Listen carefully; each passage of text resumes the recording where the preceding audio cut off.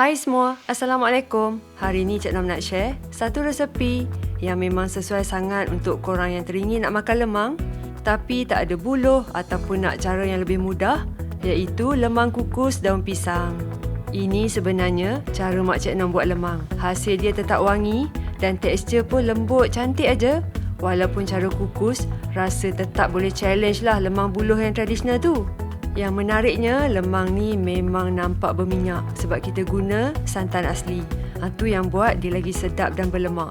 Kalau suka, lepas kukus, boleh grill sekejap bagi luar dia tu garing.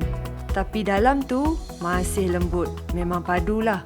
Resepi ni juga sangat sesuai untuk anak-anak perantau. Tapi tetaplah boleh rasa vibes raya tu. Jom kita tengok cara nak buatnya.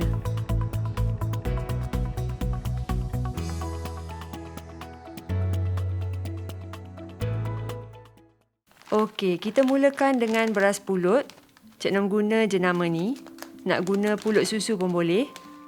Ambil 1 kilogram beras pulut, cuci sampai air jernih betul-betul. Nak buang kanji. Lepas tu rendam selama 3 ke 4 jam. Tujuannya supaya beras pulut ni betul-betul lembut dan mudah masak lah nanti. Step rendam ni jangan skip ya. Ni Cik Nom dah rendam semalaman. Kalau rendam semalaman lagi bagus. Tapi kena letak dalam peti sejuk. Tapis dan toskan sampai betul-betul kering. Yang ni penting ya. Kalau pulut tu masih berair, takut masa kukus nanti jadi lembik pula. Panaskan pengukus. Yang bahagian redai ni, Cik Nom lapik dengan kain maslin ataupun cheesecloth supaya pulut tu tak jatuh nanti. Kain maslin ni memang food grade ya. Lepas tu letakkanlah beberapa helai daun pandan. Yang ni kita nak tambah aroma je. Dan tuang masuk pulut yang dah toast kering tadi. Boleh ratakan. Lepas tu korang kukus selama 25 ke 30 minit. Kiraan 25 minit tu start daripada air wap tu mendidih. Sambil tunggu pulut tu, kita sediakan daun pisang. Lap bersih satu persatu dan potonglah ikut saiz yang sesuai. Layurkan daun pisang atas api supaya jadi lembut dan tak mudah koyak. Senanglah kita nak bentuk ataupun balut nanti. Kalau duduk kampung, senang nak cari daun pisang kan? Kat bandar ni, beli ajalah. Okey, sekarang bahagian penting, kita kena gaul dengan santan. Dalam mangkuk yang besar, Cik Nom sukat 800 ke 900 ml santan. Kalau nak ikutkan cawan, dalam 3,5 ke 4 cawan macam tu.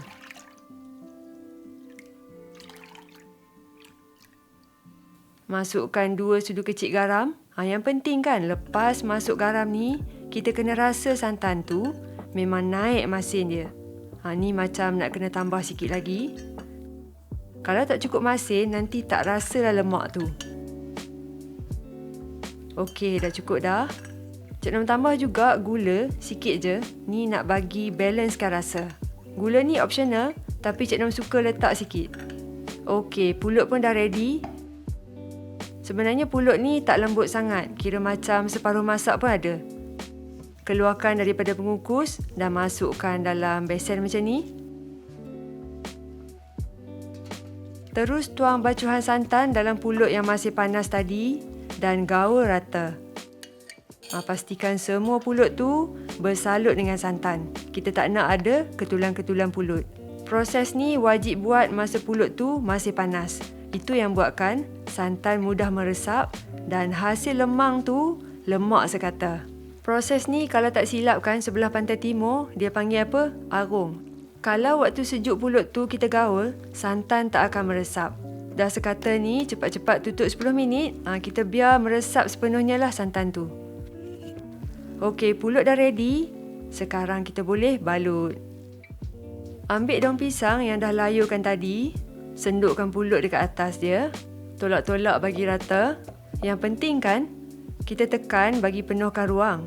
Tapi jangan tekan terlalu padat. Kita nak bagi ruang sikit untuk pulut tu mengembang dan lembut masa kukus nanti.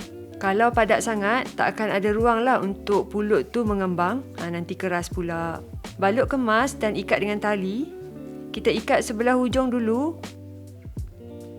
Lepas tu boleh tegakkan dan pastikan pulut pun penuh. Kat tengah ni korang boleh buat silang macam ni. Nak elak tengah tu terbuka masa kukus.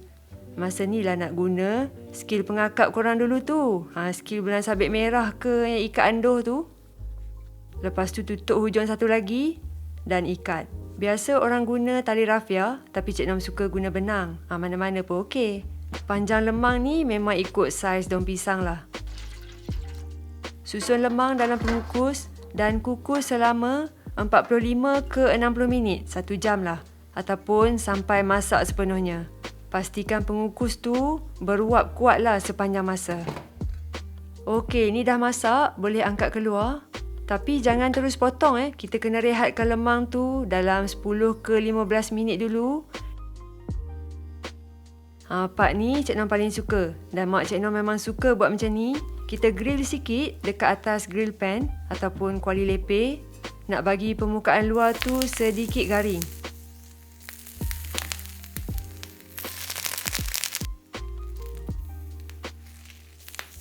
Benang, gunting keluar lah. Kang terbakar pula kan?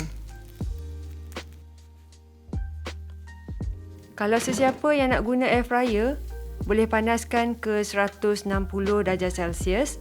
Jumlah masa 20 minit. Tapi setiap 10 minit tu kita alih sekali.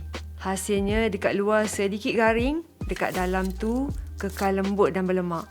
Ni memang padu. Step ni optional, tapi Cik Nom memang syorekan lah korang cuba. Hasilnya kalau guna pan, korang boleh tengok lebih garing dan caramelize lah dekat luar tu. Jom tengok Cik Nom potong. Ni agak panas sikit lagi. Kalau sejuk betul-betul, lebih set dan mudahlah potong. Memang lembut. Wangi. Berminyak berlemak elok aja. Tak perlu lemang buluh pun. Boleh raya dengan happening tau kalau hidang ni. Sedap sangat. Hidanglah dengan rendang ke, serunding ke. Lemang kukus daun pisang ni memang sesuai lah untuk perantau yang rindu suasana raya. Tanpa perlu setup yang besar pun, kita boleh dapat rasa dan wangi lemang tu yang betul-betul nostalgia. Okey, Cik Nom nak recap tips penting. Yang pertama, rendam pulut 3 ke 4 jam atau semalaman dan kemudian toskan sampai kering sebelum kukus. Yang kedua, layurkan daun pisang dulu supaya tak mudah koyak masa bungkus. Ketiga, gaul santan masa pulut tu masih panas. Yang ni kunci supaya santan tu meresap dan lemang jadi lemak sekata. Keempat, jangan padatkan sangat masa bungkus. Bagi ruang untuk pulut tu mengembang. Dan kelima, pastikan pengukus tu buat wap dia sepanjang proses. Okey, selamat mencuba dan jumpa lagi. Bye!